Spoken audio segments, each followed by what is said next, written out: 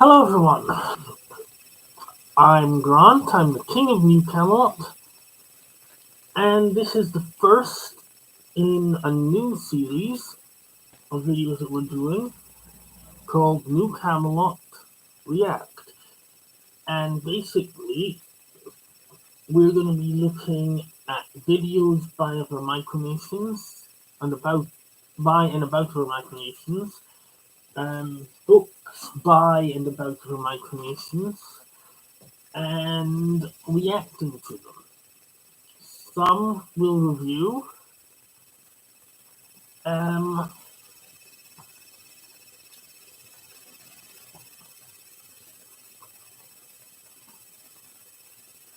and others will just react to. And this one is going to be just a reaction. I'm going to tell you a little bit about the information that was gathered on it and give you our opinion on it. And it is to react to the book Micronations and the Search for Sovereignty.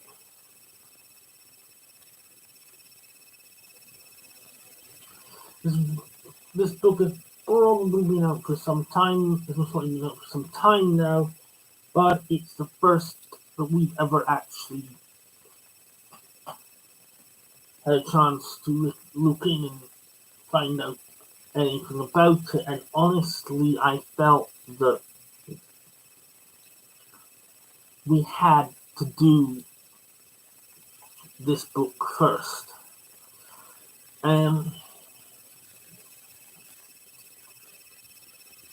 Part of the reason that we're doing these videos is because we are actually planning to bring out our own book, but I'll talk more about that in a different video. So, first off, apologies. I don't remember the name of the person in question who wrote it, but it was, as per usual, some doctor, whatever. And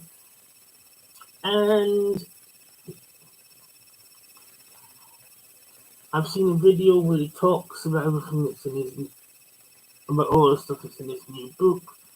And honestly, a large portion of the information that he talks about is completely incorrect, and the book is not a fair view. It doesn't take a fair look at all for several reasons. One is that, like the majority of books about micronations that are out there currently, it is written by an outsider. And secondly, because it is very clear from what is in the book and the way the book has done its research, the kind of people that have been spoken to and what's been asked of those people during the research period, that this doctor had already made up his mind about everything long after before the end of the book came along. And if you are doing a fiction book, fair enough. You're going to want to have an idea of what the ending's going to be when you start off. If you're writing a non-fiction book, then you're probably going to be writing about something that's happened, and you will know how it ended. So you're going to know the ending ahead of time.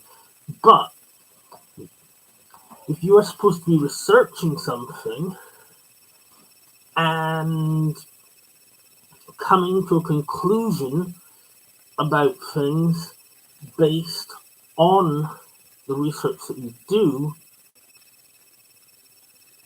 it is completely inappropriate to have already made your mind up about what that conclusion is going to be before you start.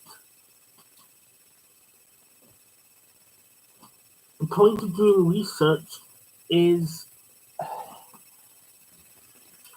so that you can reach a fair conclusion based on the evidence.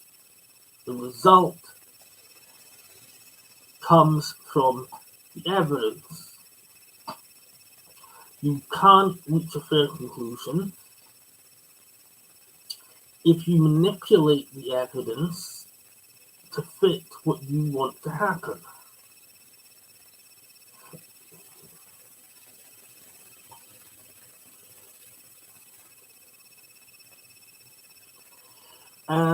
Now,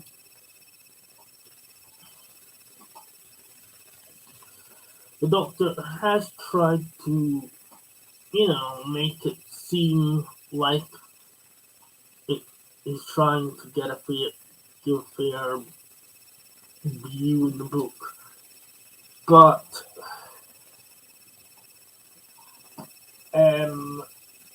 if you actually listen to what he says about it,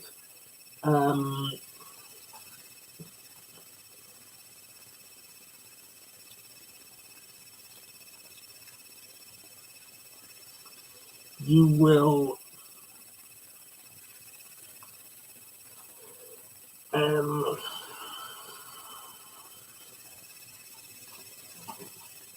see that he's not. He has simplified. He's tried to simplify so that he gets the answer he wants, and then taking the answer he wants. And what he's done by doing this is he's looked into particular things, so that I'm doing them headlines. So his headlines are what are micronations? Why do people form micronations?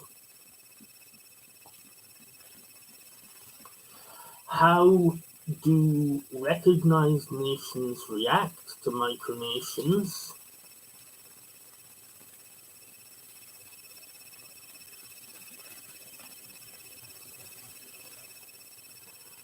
And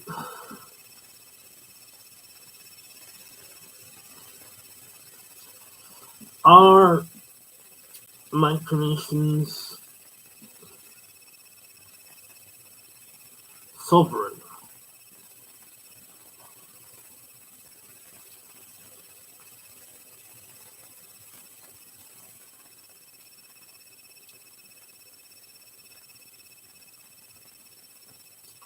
Now, these questions honestly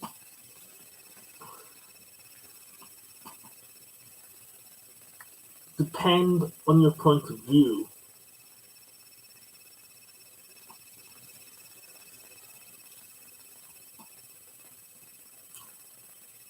Not all of them, but most of them depend on your point of view. And that is why he's asked those particular questions. And he does reference several micronations in the book. He references West Africa. He references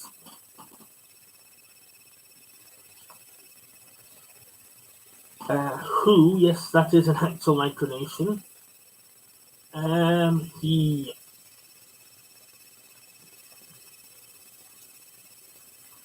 references Sealand, and he references the Principality of Hutt River. Now,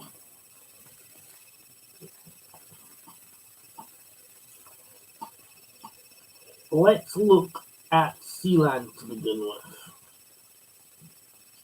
His information about Sealand was in fact incorrect and extremely mucked up.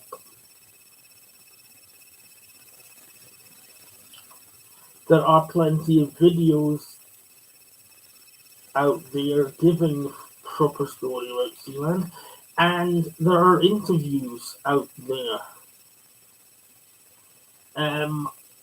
One thing he says in the book is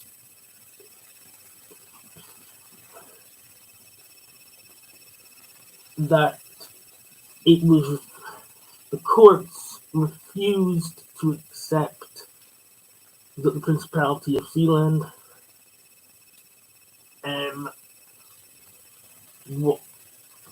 could declare independence on the grounds of law of the sea.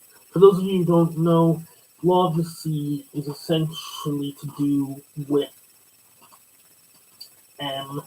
limitations on the area that a country can control.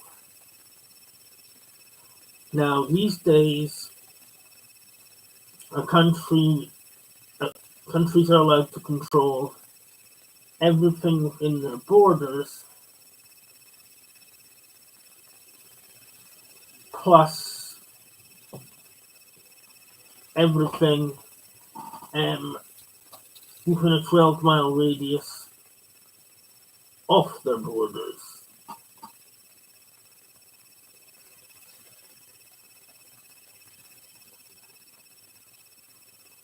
However, at that point in time, the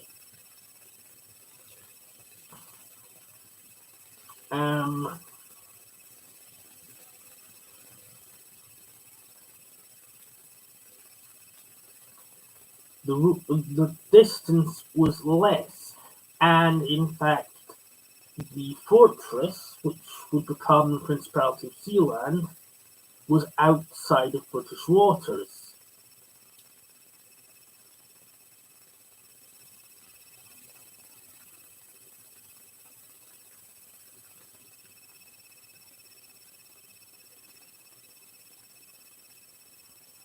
And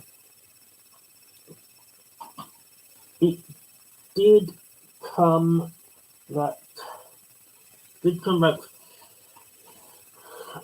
the leader of Sealand ended up in court.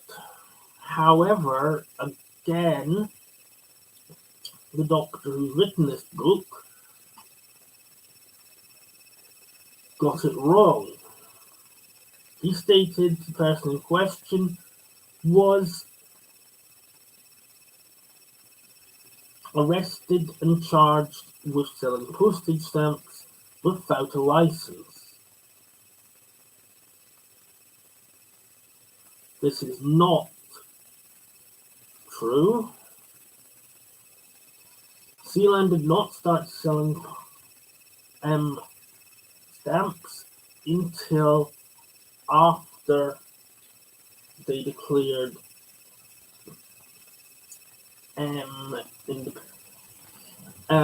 independence, and in fact, the story of how they ended up in court was a bit more juicy than that.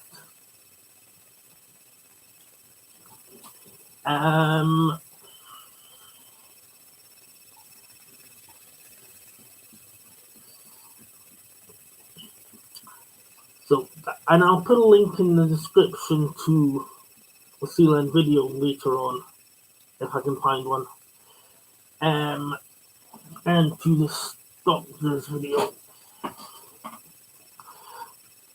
And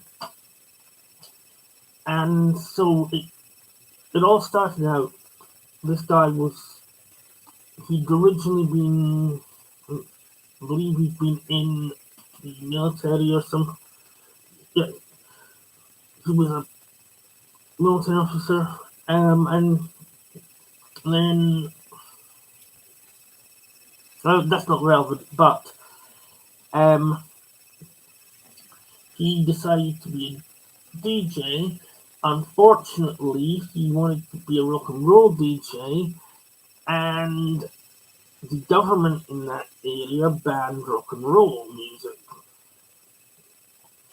So he decided that he would move off. So he moved offshore, took his family with him, sold his house, and went to live on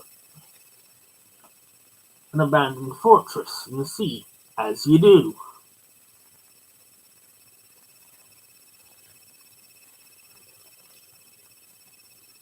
And come on, that's what everyone do, right?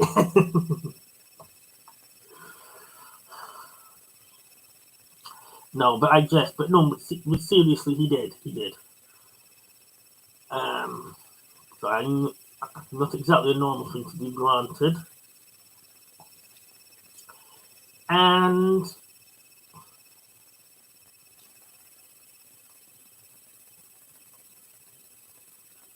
that fortress was inside British waters, and he got booted off for trespass. So he went and he found another fortress, which was outside of British waters. And he decided that he was going to declare himself an independent nation on that fortress. And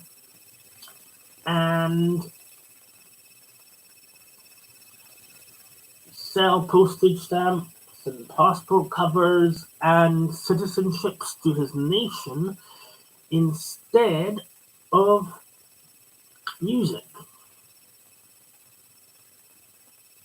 instead of DJing. Now, to clarify, the reason he had the ability to do so was because he was able to meet the Montevideo Conventions. And the full name of that is the Montevideo Convention of the Rights and Responsibility of Statehood. And it explains what a group or community requires to be considered and or recognized as a state or nation. Now, the doctor in the video did touch on this as well, but again, he was slightly incorrect. He got some of it right. The doctor said that the Montevideo Conventions you require a government of any type, a permanent population, the ability to communicate with other nations,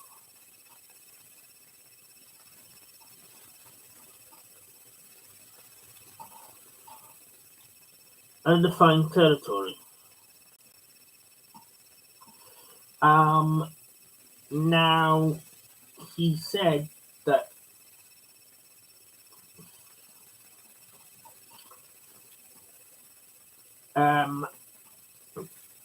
it is quite right that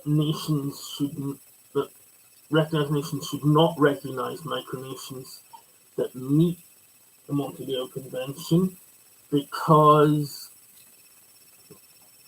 they're so open to interpretation.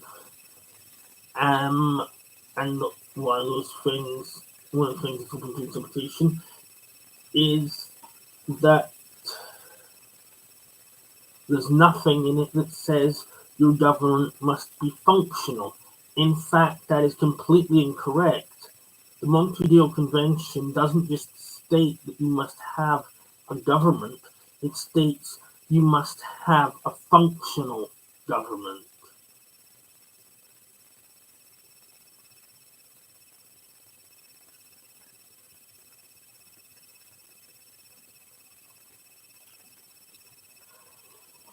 Now, the other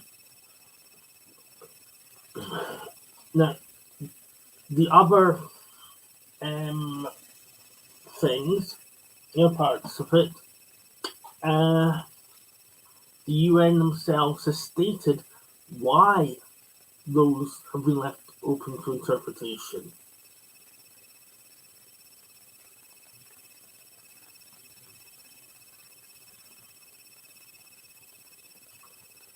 And the short explanation that they've given is that it is so that recognized governments cannot manipulate the Montreal Convention to their own ends, and that recognized governments who have signed the Montreal Convention have to abide by it.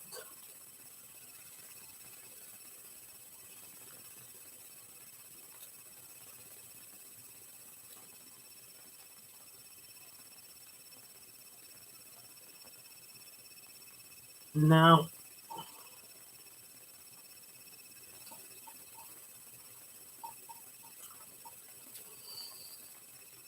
Sealand had its controlled territory. It had its population because the guy had his family there as well.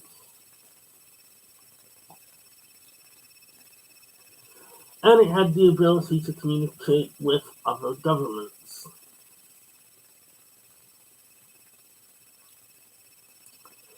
So, back to the story, as they say on TV.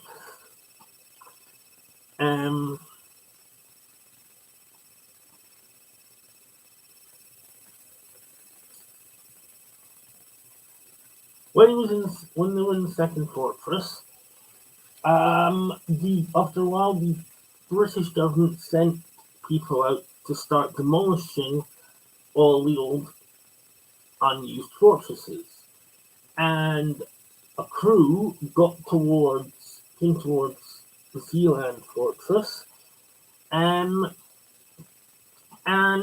one of the men on the boat saw the Prince of Sealand's young sister on the platform, and wolf whistled at her. I'm not going to demonstrate what he did because sadly I can't whistle, believe it or not. Sorry. And the prince promptly went to a supply case, took out one of those flare guns, I'm sure you've seen them, aimed it at the guys on the boat, and took a shot at them. So he shot a flare gun at them. I mean, he didn't hit anybody, he wasn't trying to hit anybody, he just gave them a good old-fashioned shot off the bow, and sent them back to land with their tail between their legs. Of course, next time he set foot on land, he was arrested, and it came to court, and the judge in the case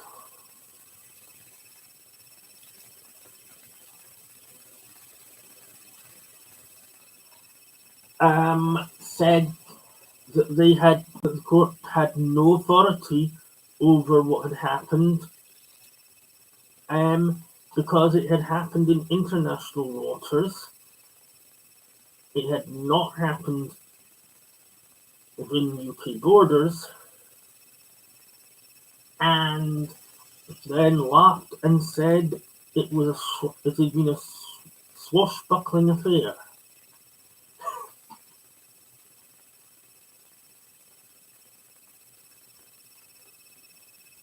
I'm not saying the doctor is a liar. I'm just saying that he is getting his information incredibly wrong. I don't expect anyone of any importance, certainly not anyone from outside the the migration community of any importance who doesn't already know the true story of Sealand will take my word over a doctor from a university, but nevertheless, what I'm saying is fact.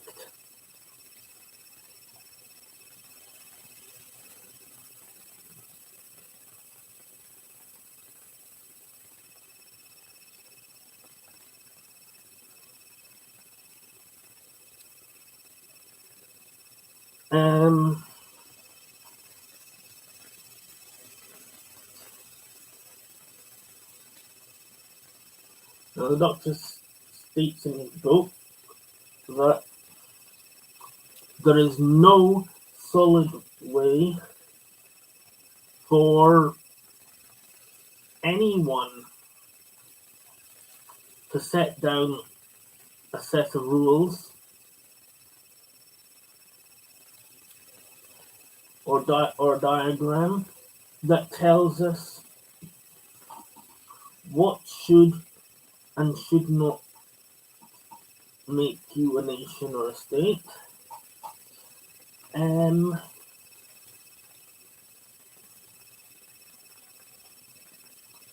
that it's way too complicated to do that. It's not complicated, and it's not that hard at all, honestly. The Montevideo Convention is extremely good.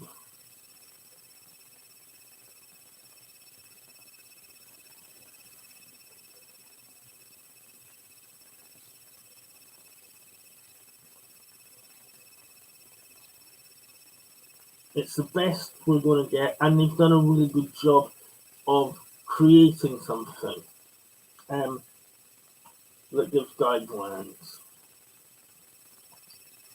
And honestly, the biggest hurdle that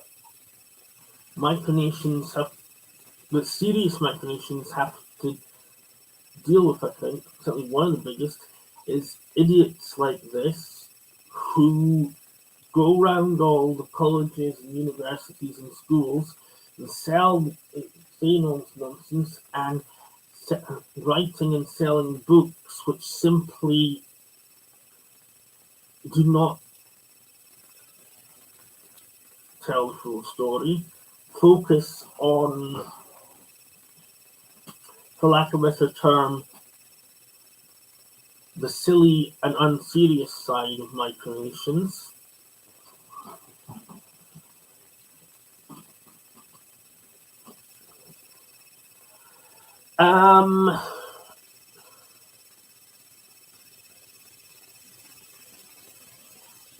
And it is also very clear that the doctor who wrote this book has no respect for micronations, no matter what they accomplish or how hard they work, because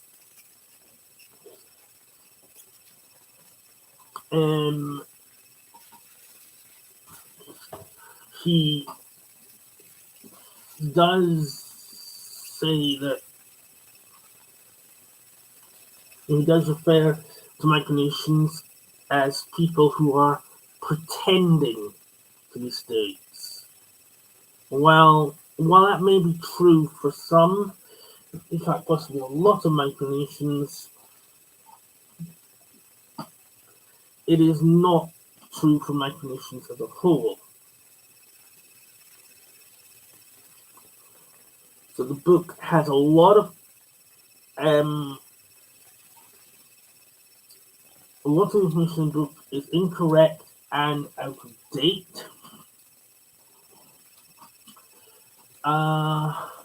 He talks about the Hutt River province. Well, he says that the guy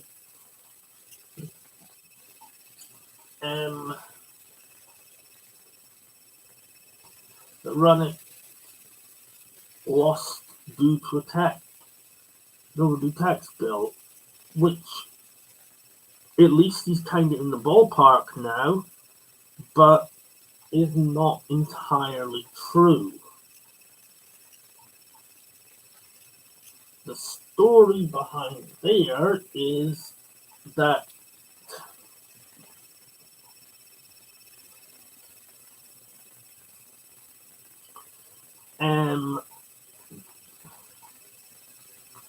the Australian government passed new laws on grain and put limits on how much grain farmers could sell per quota. But due to the amount of grain that the farmer grew, and indeed had harvested and was sitting in his shed,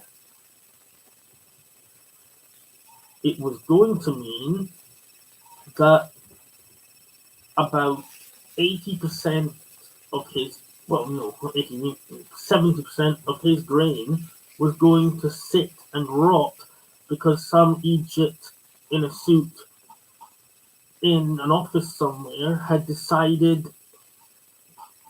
to change the law. So, of course, he and all the other farmers got together and put in a complaint about this situation. And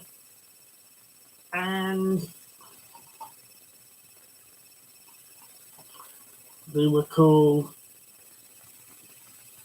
nah, forget it. So they went a bit higher and put a complaint in again. And the Australian government responded by passing another law and giving them new powers to seize land from farmers who did not stick to laws and rules on crop management, I believe was the term used. So he succeeded and became the Principality of Hutt River. He had a tourist museum. He provided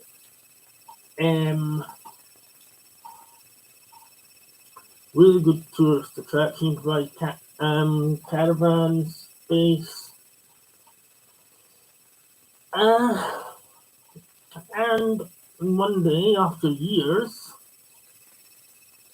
new taxman gets in the office and suddenly turns around and decides that this guy isn't allowed to be an independent state after all, and demands that he pay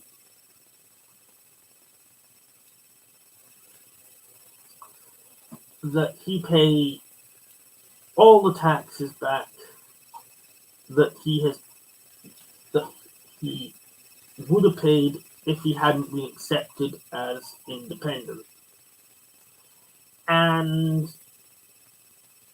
they didn't just demand. They took money out of him, out of his bank account, and out of his family's bank account. And I'm sorry, I don't care if they were the government and he was a micronation. If you are taking money out of a 90-year-old man's bank account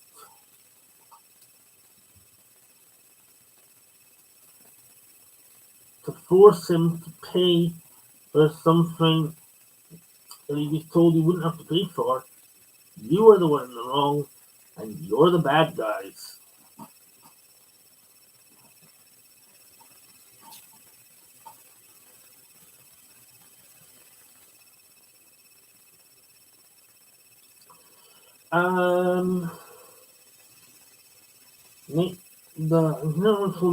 My question called why The book got that wrong as well.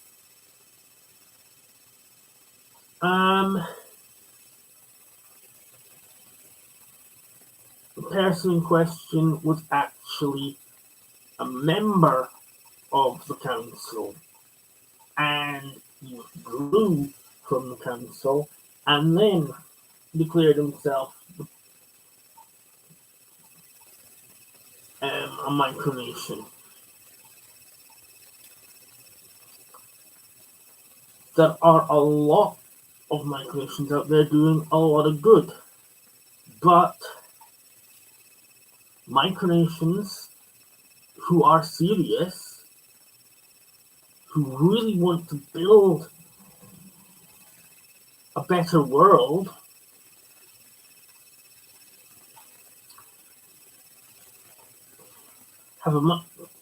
would have a much easier time doing it without people like this guy out there going around all the colleges and schools and universities and writing and selling their books.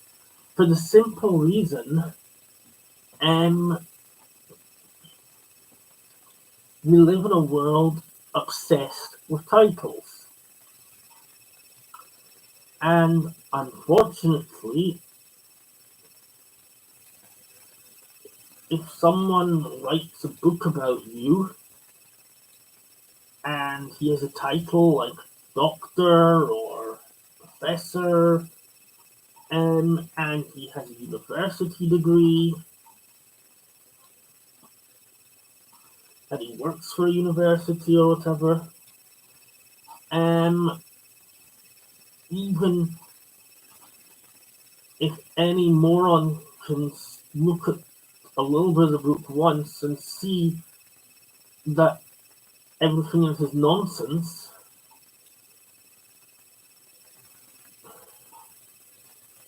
they still manage to not see that because the title of the writer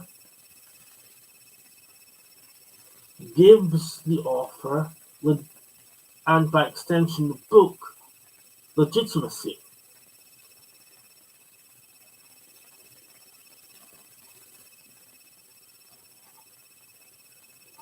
Now, next, what is sovereignty? Sovereignty is hard to define, and the dictionary definition of sovereignty does support the doctor. The doctor said that micronations cannot be sovereign because to be sovereign you have to have a government that has the ability to control and make laws for the land that they own. Now, sovereignty states, the definition of sovereignty in the dictionary states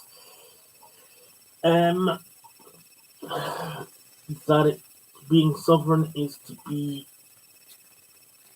land which has a government which has absolute control over it. However, currently, I think it is extremely difficult, if not nigh impossible, to prove that any government has complete and utter control of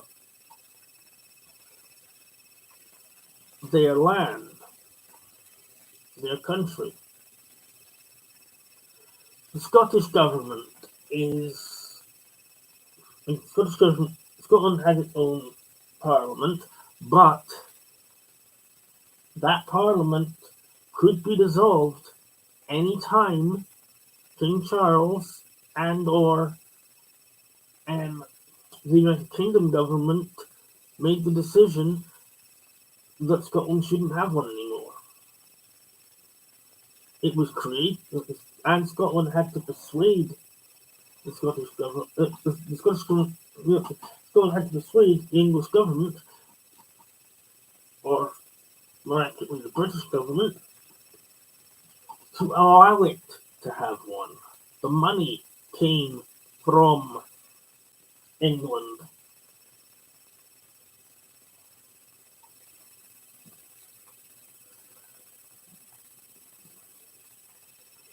The United States is made up of many different states. The majority, the bigger ones, have governors who answer to the government of the United States, who in turn answer to the President of the United States.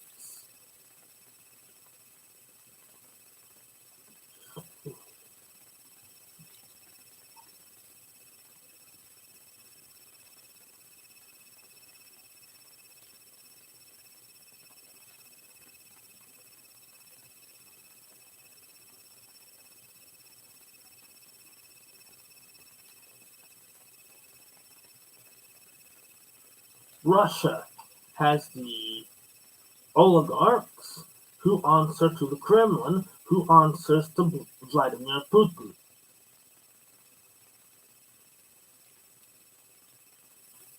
Though most likely he will not be president of Russia much longer, given how things are going, which is no bad thing. Anyway, I'm getting off the topic there.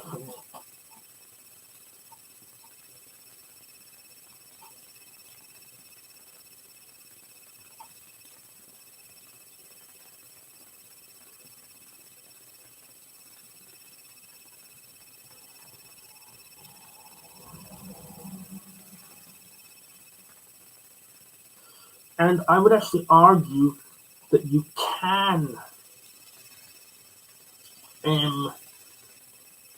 make laws as a micronation. Yet New Camelot have laws. You can't make laws that are contrary to the laws of the macronation you're part of, but you can make laws.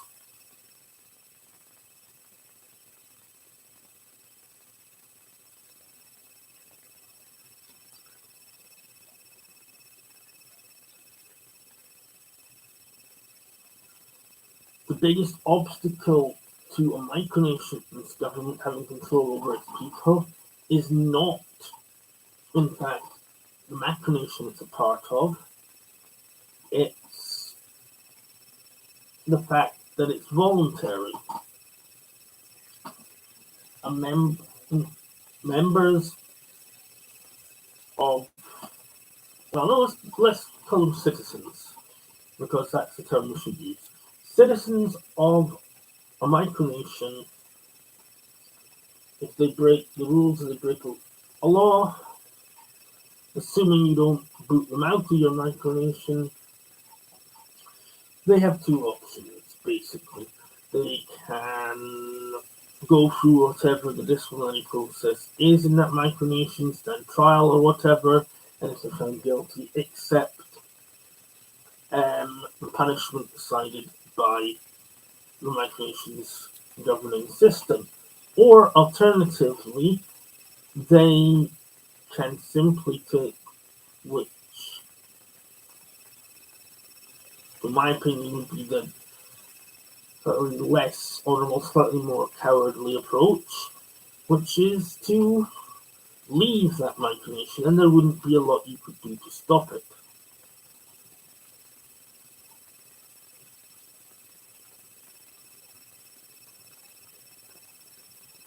But the truth is, in terms of making laws, micronations can make laws, as long as those laws do not violate the laws of macronations.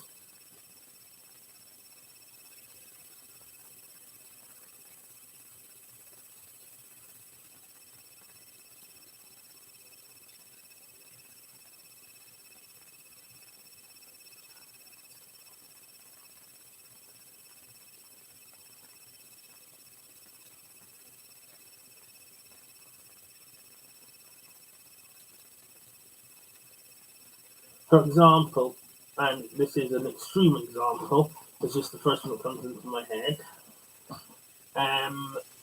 you couldn't hang someone for treason if your country had already outlawed the death penalty.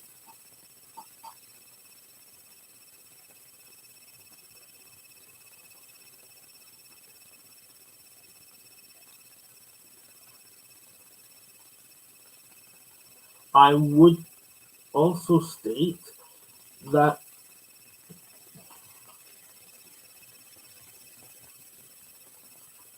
one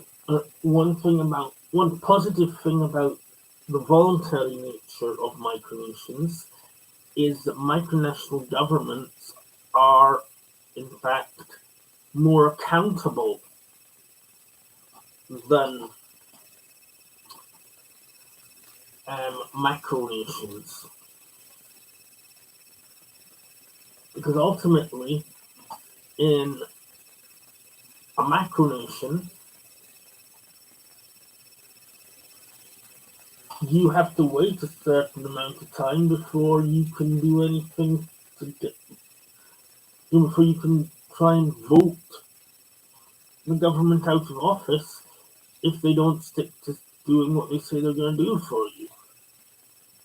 With a micronation, you can just leave. So if a micronational government pisses off its people one too many times, the leader can wake up and discover that he doesn't have any citizens left and therefore does not have a country left.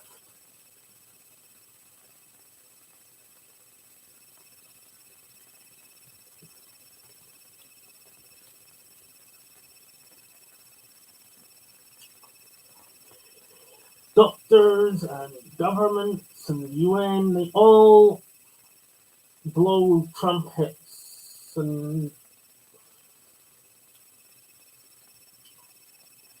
say how great democracy is. However, if you think about it, refusing to recognize micronations as having legitimacy, no matter what they've accomplished, goes against democracy. Democracy is supposed to guarantee that people get the government that's best for them and that they want. Now, I would argue that it is not, in fact, the people that governments want to keep, it's the land.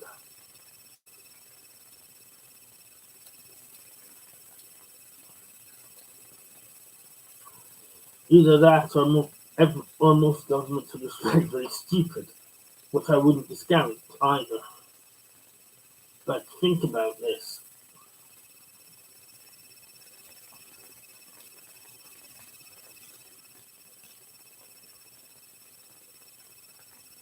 A whole lot of people continually vote against a particular government, no matter what that government does. They cannot convince that group of people to support them because the objective of that government goes against what the people voting against that government believe in. That has, in fact, happened in Scotland, has been happening with the SNP. Loads of people voted against the SNP, and yet for 16 years they've held power. Now those people are nothing but dead weight for that government.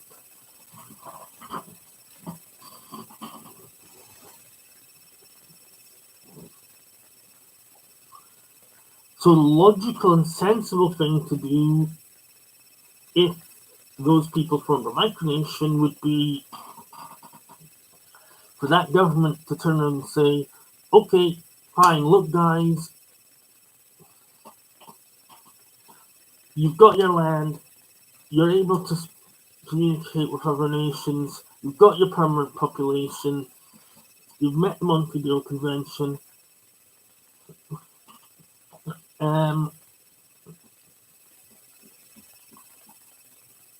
we will accept you as having the right to be a self-governing state, but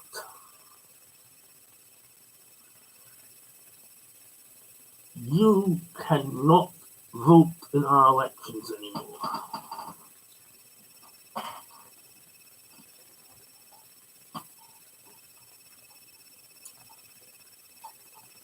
The government would get shot of a whole bunch of people who were trying to stop its plans, and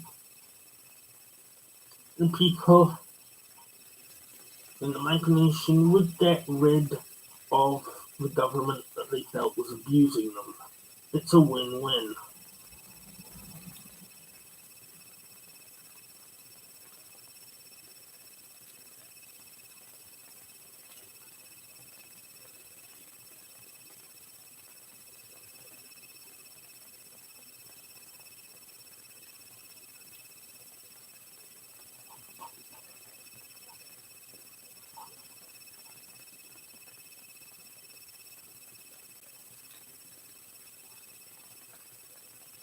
Governments are like children.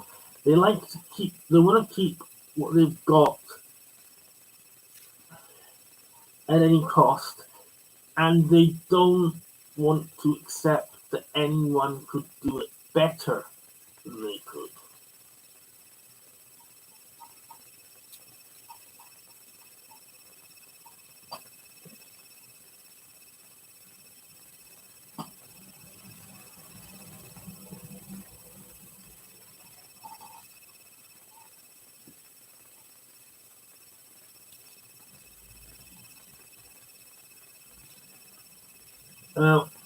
The Montevideo Convention does also state that very clearly that if you form a state and meet the Montevideo Convention, and it's part of a country already, you must still your government must still answer to the government which controls that country. So, in actual fact, I really do think more countries should sign the Montevideo Convention because they're not hurting themselves at all by doing it. They'd still be maintaining control. They would simply be sharing some of that control.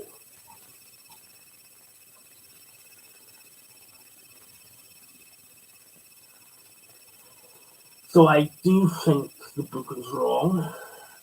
I would strongly suggest you do not buy it. At a later date, I will add some links to this video to take you to videos about Hut River and Sealand, and of course to this guy talking about his book.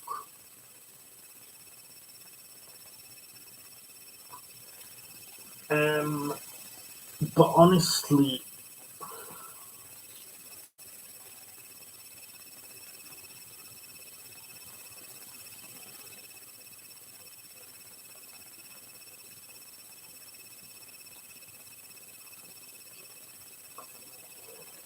I do think this guy, despite being a doctor and despite working for a university, has not got a clue about micronations. I think he holds the entire world of micronations in contempt. I don't know why.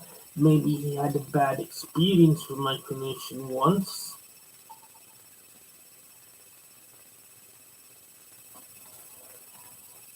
I think that honestly he should have looked for micronations that were actually succeeding to speak to, but it was quite clear from what he was saying that he had picked particular nations for particular reasons. The one thing that they all had in common was failure.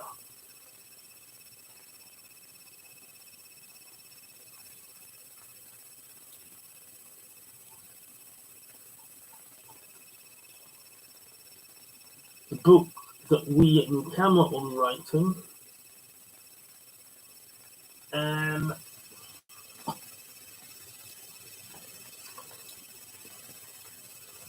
will be about micronations who are succeeding and who are making a positive difference in the world.